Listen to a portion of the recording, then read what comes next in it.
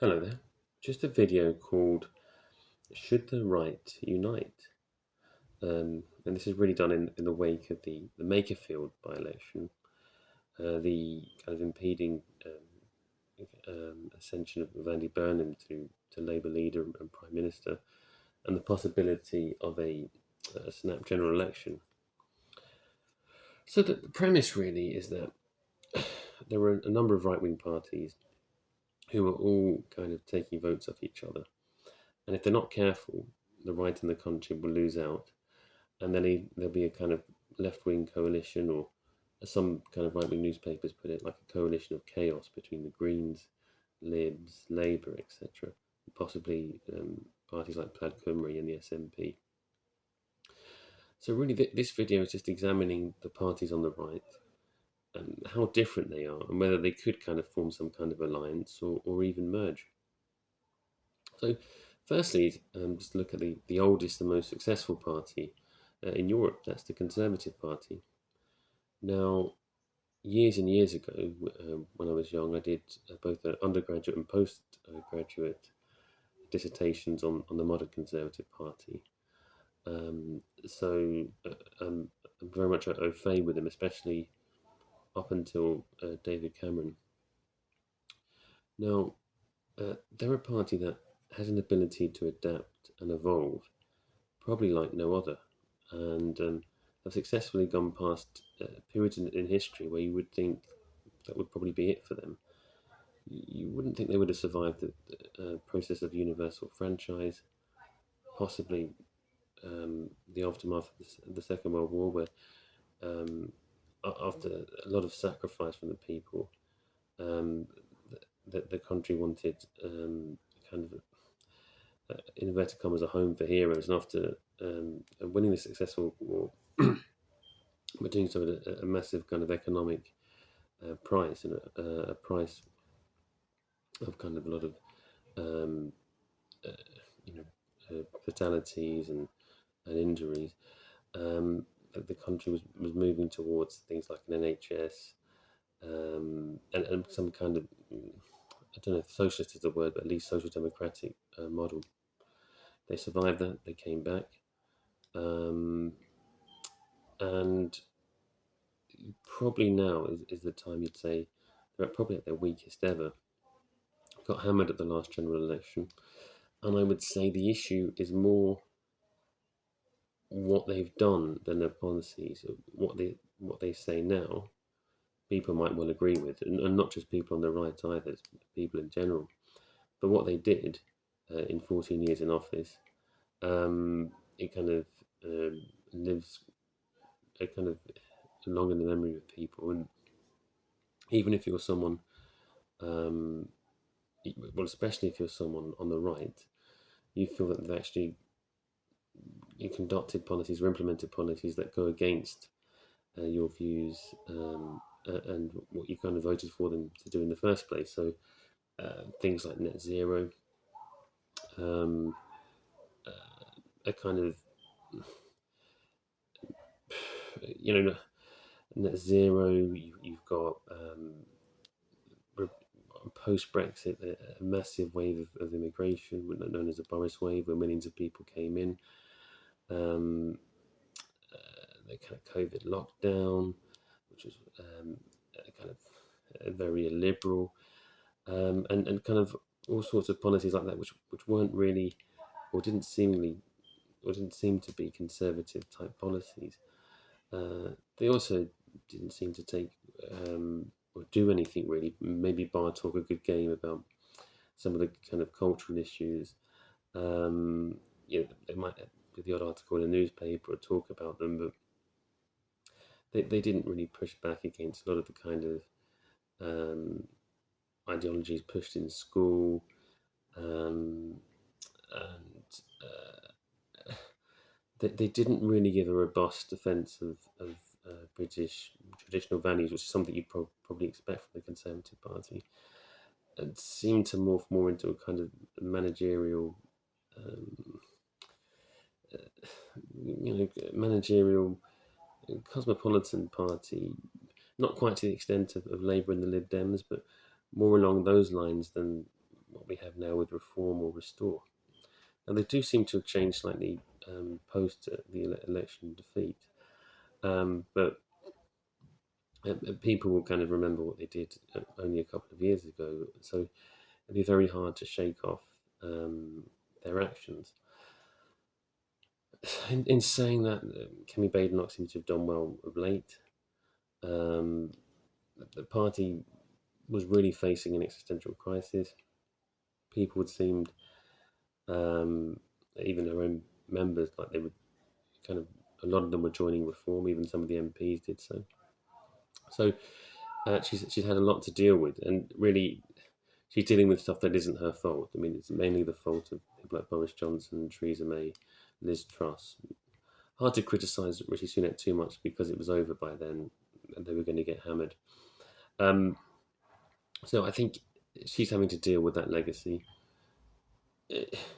Is she someone who, is comparable to Thatcher or Churchill? Obviously not, but she probably is better than Theresa May, Liz Truss, and Boris Johnson. Is that enough to be Prime Minister? I'm not sure.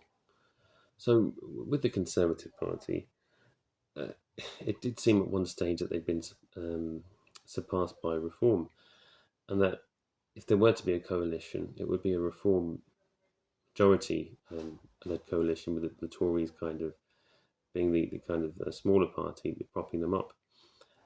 After the Makersfield by-election, though, it does seem like Reform are hitting a bit of a tricky patch, and there's been kind of momentum going against them, as it were.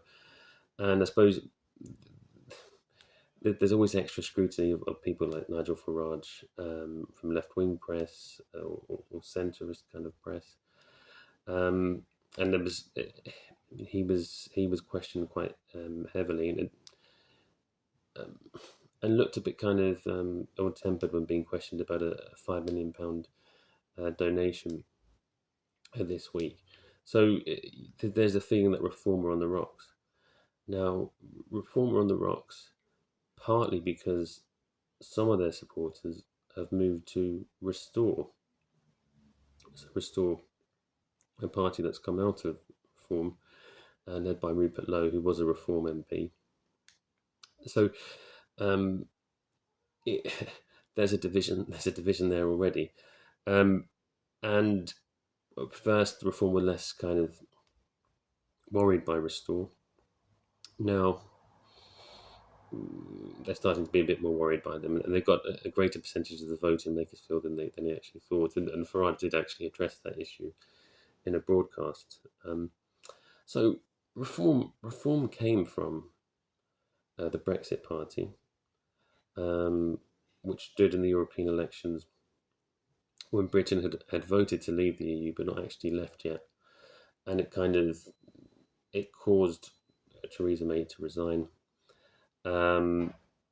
They stood down at the 2019 general election, the 2019 one, the 2019 general election, so as Boris Johnson could have a clear run and actually implement Brexit. So they then, once it was clear that the Brexit that Boris Johnson had kind of negotiated or implemented wasn't particularly kind of right wing or conservative, they did make a comeback in the shape of Reform. Now, there were kind of personal differences between the Reform leadership and Rupert Lowe. I don't really think necessarily to go into details about it. It's just, we just say some kind of personal differences, and I think they have. I think there's a lot of acrimony between Farage and Lowe, and so Lowe forms his own party. Lowe used to be chairman of Southampton Football Club, but he formed his own party, which with a very similar name to Reform in Restore, and I think that probably the accusation people could level at, or, or, or some people are leveling at Restore is Lowe's doing this out of spite, and really it's like a selfish act to get revenge on Farage and the Reform leadership, uh, rather than thinking about the big picture of the country. Now, what is the difference between Reform and Restore and the Conservative parties? And so I don't think there's a massive difference between right wing Tories such as Katie Lamb and people in Reform, people like Richard Tice, Nigel Farage, etc. There are also some Reform people who they took from the Tories who never seemed really that right wing. Seemed kind of centre right, but some of them kind of failed in their kind of role as MPs or ministers under the last Tory government. So there doesn't seem to be anything massively, no real massive differences between the two. You would probably say Reform's presence has brought the Conservatives further to the right, but Farage is kind of careful not to go too far to the right, if you know what I mean. Restore, on the other hand, I would say are more right wing than those two by quite a long distance. And if you take, say, the kind of issue of nationality, the Conservatives and Reform would say, someone, for instance, who's black or Asian, born in England, with parents born abroad or grandparents born abroad, or just as British as a white guy who can trace his ancestors back to the ancient Britons or the Vikings or the Celts or whatever, or the Anglo-Saxons. I'm looking at Restore members. I mean, this is only anecdotally. I'm reading some things from prominent Restore supporters. It does seem like there's a more of a kind of ethno-nationalist element to Restore, and that you could basically say, although much of the Conservatives and all of Reform are probably English nationalists, although the Reform do get a lot of votes in Wales. Maybe in Wales they're kind of Welsh nationalists, but kind of British Welsh nationalists rather than Plaid Cymru type nationalists. They are still probably civic nationalists. Whereas a lot of Restore supporters, I would say, are ethno-nationalists. Now Rupert Lowe himself says he's not one. But just reading between the lines of some of the policies and some of the things said by the party, it does give an impression of being a more ethno-nationalist type party than Reform, and definitely than the Conservatives. I mean, so when you look at could these three parties form a pact or merge or whatever, you could have half of the Conservatives merging with Reform quite easily, and there wouldn't be much of a difference. I don't think you could have Restore merge with the Conservatives. Maybe with Reform, if you got rid of some of the Conservative type reformers, it's probably a bit to the right of Reform and the Conservative Party, I would say. I think what you could do with the Conservatives, if you were to split them in two, I mean, half of them could join the Lib Dems quite easily, and there wouldn't be an issue, and the other half could just join Reform. With Restore, I think there's some definitely difference in emphasis and difference in tone, although I'm not sure how different the policies on paper are to at least Reform. They do definitely give off that ethno-nationalist position. But I suppose we could flesh these things out near an election time. Now, there are other parties on the right. I mean, there are over 10 parties. I think it's roughly 12. And the other parties on the right are, really right wing. Britain First, or For Britain now, I think it is.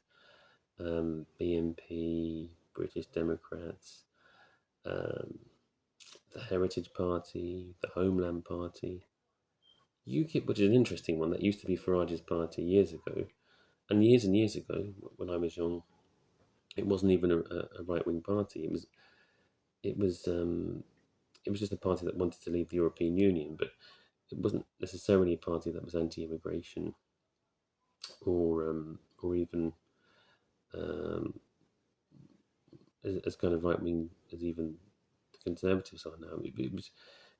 It was genuinely a party that just wanted to leave the European Union, and which didn't necessarily mean it was right wing or left wing. But since Farage has left, they have evolved into becoming much more right wing. So they're a very um, right wing party on issues like obviously migration, British culture, um, kind of what they perceive as like the negative influences of Islam in the country. This is similar with parties like the Heritage and Homeland Party, Britain First. The English Democrats are slightly different in terms of they've got a constitutional issue. Um, Although they do tend to have right wing people in them, the principle of like an English Parliament or a kind of equivalence of what you have in Wales and Scotland um, isn't in of itself a right wing issue. They do tend to. It does seem that they have right wing people in the party, um, and the policies. There are other policies outside of um, a kind of English Parliament do seem to be right wing. If you were to look at all those parties, you you would say you could probably have two or three rather than 12. I would say. So you could have half the Conservatives and Reform as one party, and you could have Restore as further to the right, and the others even further to the right of Restore. Recently, though, I've noticed that Steve Laws has joined Restore. Also, that I think Rupert Lowe said Tommy Robinson was welcome to join Restore. So I wonder if they're, moving towards it and even further towards the right. I think with Tommy Robinson, his views on paper probably aren't too dissimilar to Reform's, but his actions and kind of previous incidents involving him do make him more of a controversial figure.